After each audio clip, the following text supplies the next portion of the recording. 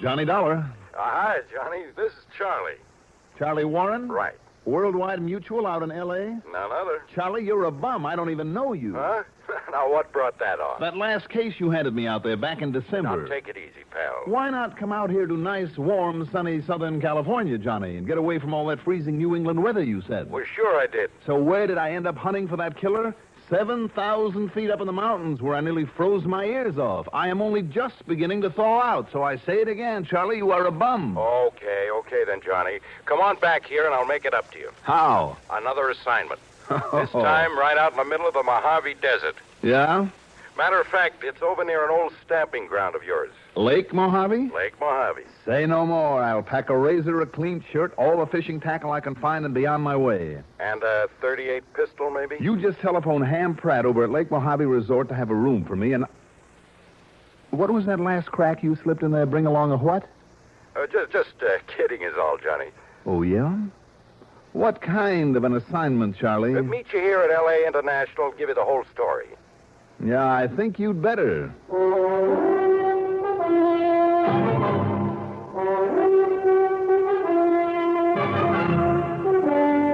The CBS Radio Network brings you Mandel Kramer in the exciting adventures of the man with the action-packed expense account, America's fabulous freelance insurance investigator. Yours truly, Johnny Dollar.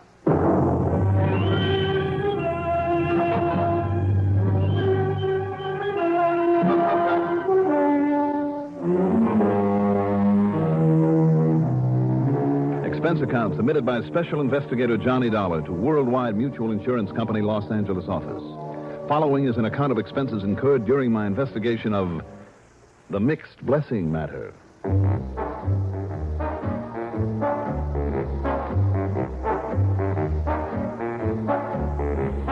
Expense account item 1. $199.27 for a cab to Bradley Field, a plane to New York, then a jet to Los Angeles. Thanks to good connections, it was only about 6 p.m. Pacific time when I arrived at L.A. International Airport. True to his word, Charlie Warren was there and waiting. After helping me load my luggage, including the fishing tackle, into a rental car, he led me up to the flight deck restaurant and we ordered cocktails. Your health, Johnny. May we never grow old. Oh, I'll drink to that. I can use this. I'm the little man who's had a busy, busy day. So let's eat, drink, and be merry, Johnny. Oh, tomorrow we may die? What? Or is this big dinner bit just so that you can say the condemned man ate a hearty meal? What under the sun are you... Oh, you mean that crack I made about being sure to bring along a gun? Yes. Honest Injun, Johnny. I was only kidding about that. Oh, you were. Honest Injun. Oh, you said that. But it got you curious enough to come out here, didn't it? Well, thought of a chance to break up a long, hard winter with a little warm water fishing is what got me out here, nothing else but. So, if you want to make up for the freezing I took on your company's behalf last time and keep me happy... Johnny, I told you I'd make up for that, and I will. All right. I telephoned your friend Ham Pratt and told him you'd arrive there sometime late tonight. Mm-hmm. He promised to have not only a comfortable motel unit for you, but a boat and 75-horse outboard, complete with electric starter, electromatic drive, a tank full of gas, and a bucket of live bait. Sounds great. The works. For as soon as you can get yourself out on the lake. And that, Charlie, my boy, will be at the crack of dawn tomorrow morning. Johnny. Yes, Charlie. Well, isn't the fishing over there supposed to be a lot better in the late afternoon? And what is that supposed to mean? How's about another drink before we order the food, huh? Charlie. Another of the same, Johnny, okay? All right, Charlie, let's have it. Have what? I don't know what you mean. The reason I am not supposed to go fishing tomorrow, in spite of all your sweet talk. Did I say that? Well, didn't you? Well, I meant not tomorrow morning is all. Why not?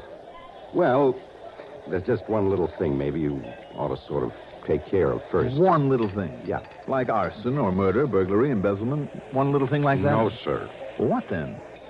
We'll just pick up some money over at our branch in Kingman. You know our man over there, Jake Kessler? Know him very well. But don't tell me you're going to pay me off in advance. Well, no, not exactly. But, well, let Jake tell you what it's all about, what the money's for. Well, don't you know? Let him handle it. He's the one that seems to be worried. How much? Oh, about $40,000. What? In cash. You know, to pay off a retirement policy. Charlie, what's the hitch? Johnny, all I know is the payment's due. It's been okayed by the company, and for some reason, Jake doesn't want to or can't make it himself. Why not? Well, you know Jake, the old worrywart. Well, sometimes his worries pay off, Well, Charlie. anyhow, after a good night's sleep at Mojave, go on over to Kingman, Arizona, pick up the dough, and deliver it. Then you can spend the rest of the week fishing on expense account. Okay, pal? Sure. Okay. Why not? There's only one trouble with it. Trouble? What do you mean? You know as well as I do, Charlie. It all sounds just a little too easy.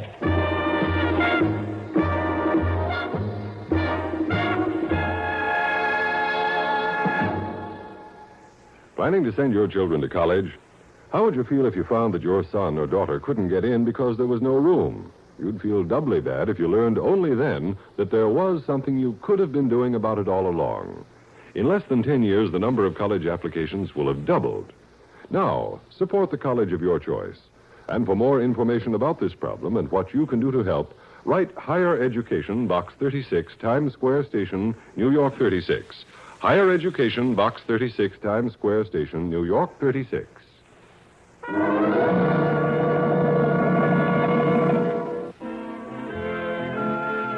Jake Hessler, over there in Kingman, Arizona, is quite a character. He's about 55, tall, angular, long-legged, well-tanned by the desert sun. His office there on the main street is on the second floor above the Conroy Mercantile. Johnny Dollar. Jake, you old son of a... Hey, what happened to you? I made a gall dang fool of myself, Johnny. Sit down. Well, tell me what happened. After all the ribbon I've took from these natives over the years about the clothes I wear. I know. Well, yesterday morning I finally took a dare and tried getting up on top of a horse. Oh. And what happened? Gosh darn critter ended up on top of me. Oh, Jake. Busted one ankle, threw a knee out of joint. So I got to be carried up and down those stairs by a couple of the boys at the Mercantile, and all in all, I'm a gall dang mess. Can't even drive my own car. Oh, well, Jake, all I can say is I'm sorry. And that's why I have to send for somebody who could represent the company officially to pay off old man Blessing when he suddenly up and demands the whole thing in one hunk of cash. Did you say Blessing? Yeah. His name's Barney Blessing. Mm-hmm. 41,000 cash. And I'm sure glad you're the one that sent to do it for me like I asked him to. You suppose the company got suspicious, too, Johnny? Suspicious of what, Jake? Well, about why, in spite of setting up that policy for him to get paid off something every month after 65 and for as long as he lives, now he wants it all at once. Well, do you think there might be something fishy about it? That name of his doesn't ring a bell? No, I don't think so. You're old enough to remember Prohibition, all the bootlegging and racketeering in those days? Why, sure. Well, Barney Blessing was a gunman back then, but he never got caught. Oh? Then about a year ago, he moved out here to a worked-out hunk of land the other side of Hackberry. Mm-hmm. Him and a fellow named Harry Higbee, and a beat-up old dog named Vicky. Oh, who is this Higbee? Just a friend of Barney Blessing's? A friend, not on your life. Hated him. You see, that Higbee back in those days, well, they called him the Twin. Yeah? He was the reason Barney never got caught. I don't follow you. He was just a hanger-on. He wasn't a killer. He wasn't of much use to that mob except for one thing. Higbee looked so much like Barney Blessing that when Barney was sent out to do a job, then they'd plant Higbee someplace where a lot of people that see him would swear that he was Barney. So that he was kind of Barney's alibi. Right. Mm. He was how come they could never pin a thing on Barney. I see. Well, why did he bring Higbee along out here? Well, don't you see, Johnny? Blackmail. Ah. Yeah, maybe you have something there, Jake. Sure, that Higbee knows enough to send him up for life. All he has to do is open his mouth and start singing. So Barney's not only had to keep him around and feed him, but even made him beneficiary of this policy, too. If Barney dies before the policy matures. Right. Tell me, when will Barney be eligible to start collecting on it? Well, that's just the trouble. He's 65 right now. And, Johnny, the old coot must have read all the fine print. Why you say that? All of a sudden, now that I'm all busted up and can't get around anywheres, all of a sudden he telephones me from, well, wherever it is he gets to a telephone, with this demand we pay him off in cash. Deliver it to him in hand. That's the way that fine print reads, in hand. But you don't want to pay him off. No. Why not? What's all this all-fired big hurry about all of a sudden? Why this sudden change to wanting the whole thing in one lump sum without letting us know beforehand? Have you seen him and talked to him at all since he moved out here? No, I never seen him. Like a darn fool, I just never got around to it. Never even met him. Mm-hmm. Well, who around here does know him, Jake? Not anybody. He or Higby or whichever it was used to come here to Kingman for groceries at first, but for nigh on to a year now, there's been no sign of him. Jake? Yeah? If you've been able to have yourself holed up to this office every day, you could have got out there to Barney Blessing's ranch. Well, so what? Well, so instead you sent for me. Why? Johnny, do I have to lay it out to you? Go ahead. Well, you just ought to know by now that I have me a nose for trouble. And when I think of what Barney was once and how he said over the phone that if I showed up at his place to give any argument, showed up without the money, Jake, you old rascal, I think you pulled your accident on purpose that you're scared. Probably for no reason at all. You just want me to stick my neck out for you. I tell you, I got an instinct. Always have had, and it's always been right. But now, Johnny, if you just want to duck out of this one and... Duck out? Yeah, stay away from those two ex-mobsters and go over to the lake and do some quiet fishing instead, Okay, Jake. Just tell me how to get there. By golly, Johnny. I knew you wouldn't let me down. So, now, here. Yeah. Here now. You'll have to take this along with you. That's the $41,000. In cash money. Had the bank deliver it to me just before you got here. I thought that kind of payoff had to come from the main office of a company like yours. I wish it did. But you know, worldwide, immediate payment on any claim at any place in the world. That's the slogan. Yep. That's why even a little local office like this one has to come up with it. That's why I can't give Barney Blessing any argument. Well, if I do find any grounds for your wild suspicions, whatever they are, maybe I will. Now, you listen, Johnny. Yes, Jake. Well, here's the receipt and so on that he'll have to sign. Okay? Now, wait a minute now. Is that a copy of the policy itself there? That's right. Well, how about if I borrow it for a little while, Jake? Just long enough to have somebody make a copy of it, And you are thinking the way I am, aren't you? Am I?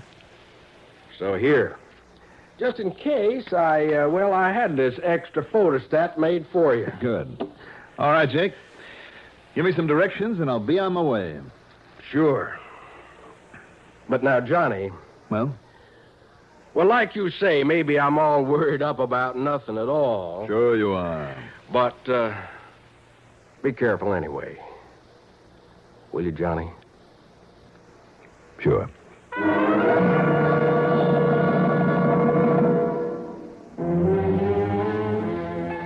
Jake had told me the ranch was near the old mining town of Hackberry. Population about 100. But from Hackberry, I had to take a narrow, crooked, dusty little road some 20 miles further to the foot of the Cottonwood Mountains. Believe me, this was really desolate desert country. But the tiny ranch was like a sort of oasis out there. 5 or 6 acres, I'd say, all of it surrounded by a barbed wire fence, except for the driveway up to the house. Thanks to half a dozen windmills busily pumping water, old Barney had managed to make himself a tidy little farm with vegetable gardens enough to supply all his needs and then some. And over in one corner, fenced off by themselves, were a dozen or so beef cattle making the most of a surprisingly green, lush growth of alfalfa. The house sitting there in the middle of the property was a small but well-kept building of concrete block. As I pulled up and stopped, the front door opened just a crack. And then, slowly, a man emerged. An old man, weather-beaten, but husky and healthy-looking. As I started toward him, he slowly raised and aimed a high-powered rifle at me. Did you see that sign out front there? Says no trespassing. I saw the sign. Well, that's what you're doing, Buster. This is my property. Now get out. Your property, hmm? That's right. Then you're Barney Blessing? That's right. So what? Now you get out. Sure. If you don't care about getting your insurance money. Huh? Well, then wait a minute. Oh, well, that's better. You saying you're that Jake Hessler I talked to on the phone? No. It don't sound like him. Who are you? My name is Dollar. Here now. Oh, watch it, Buster. What? What you reaching for? My credentials. You want to lower that gun and have a look at them? Did you say Dollar? That's right. Johnny Dollar? Right again. You're some kind of detective, ain't you? What you doing here? Well, if you'll put down that gun, I'll tell you. When I'm ready. Okay. Jake Hessler is laid up. He couldn't make it. So I've brought your insurance money. Yeah, my 41 grand? Where is it? Right here, Mr. Blessing. $41,000. Okay, give it over to me. And then get out of here. Before you sign the papers for it, the receipt and so on? Are you kidding? Okay. Come on inside here. But I don't trust you until I get the dough. Now, let me see them papers. Put them here on this table. All right. Here you are. If you're Barney Blessing, just go ahead and sign them. Sure, why not? Only, don't you want to see my identification or something? Make sure who I am? Well, that depends. After you've signed. Here now. Watch it. As I was about to say, here, you can use my pen. Oh, yeah. Okay. You're pretty jittery, aren't you, Mr. Blessing? I don't like strangers around here, see? No, I can see that. Well, are you going to sign? Sure. Only until I get my money, don't you come any closer. All right. Okay. Now, Barney Blessing. You always have that much trouble signing your own name? What are you talking about? Yeah, okay now? Before you sign those others... I said watch it. I don't like the way you keep reaching inside your coat that way. I don't like the way you keep waving that rifle around. Now, look. What's the matter? Just compare your signature with the one here on the policy. Yeah? Well, what do you expect after all these years? After all these years you've had to practice? What are you talking about? Will you put the gun down for a minute? No, sir. All right, then tell me this. Where's your partner, the man who came out here to live with you? You mean Higbee? Harry Higbee? That dirty, rotten blackmail. What do you want to know for, huh? What's he got to do with this? They called you the twins, didn't they? So what? So much alike that nobody could tell you apart? Certainly nobody out in this country ever knew which was which. Now, you wait a minute. You saying I ain't Barney Blessing? I said, where is he, this partner of yours? Well? Okay, so I'll tell you. Dirty, chiseling stoolie. I finally got fed up with him. I throwed him out. You did, hmm? Yeah, it cost me a lot of dough, but I paid him off and made him get out of here. Okay? Now, let me sign the rest of these here papers so you can give me the dough and you can get out. One more thing. Now what? What about the dog? Huh? Oh, you mean Vicky? Well, whatever her name was. Now, what's that stinking, lousy, flea-bitten hound dog got to do with it? You say that about her after the way you brought her all the way out here from Chicago, was it? Okay. So I'm all upset on account of Vicky died a couple of days ago. I had to bury her. Oh, you did, hmm? Well, you don't believe it? Look outside the window there at the back. See that mound over the place where I laid the poor little pooch away? Mister, that mound of freshly turned earth is one of the first things I noticed when I drove in here. You know something? I'd like to see what's really under it. You know something, Dollar? I don't like you. I think you're trying to pull something on me. And me, I won't stand for that. You see this? You think I don't know how to use it? I'm sure you do. Okay. I'll sign all your papers just to make it legal.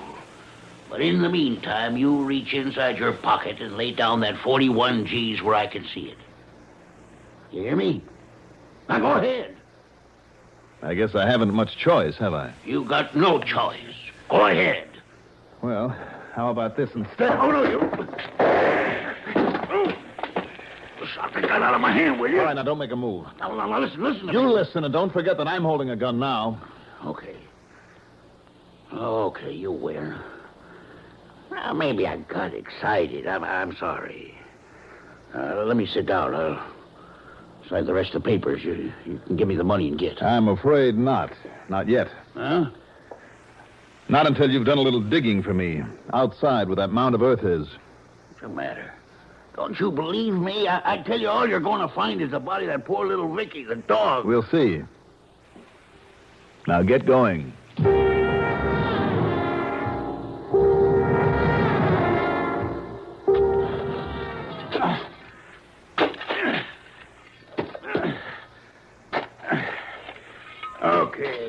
Okay, you satisfied now? See, Dollar?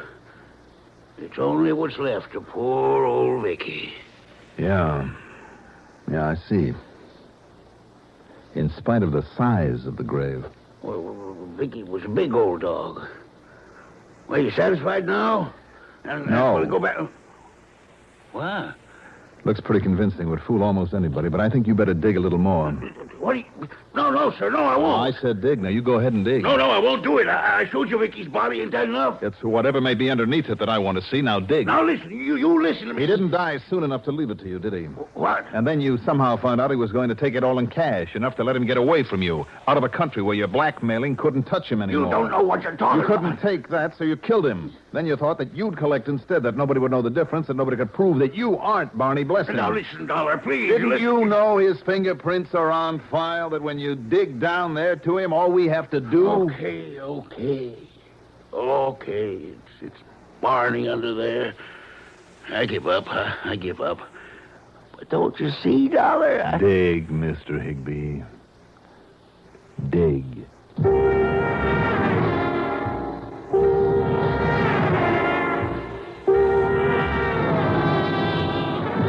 You knew it, Jake, didn't you?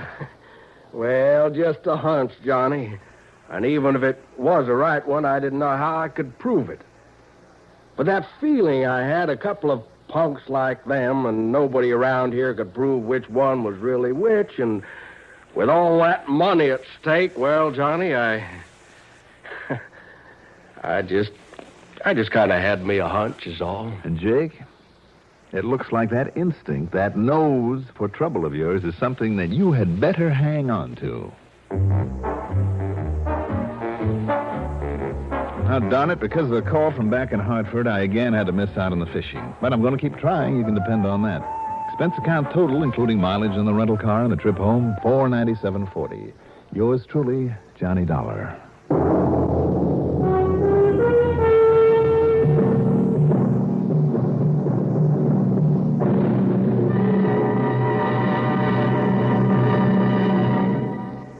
Now, here is our star to tell you about next week's story. Next week, a case that could be marked top secret, that blows wide open in more ways than one. Join us, won't you? Yours truly, Johnny Dollar.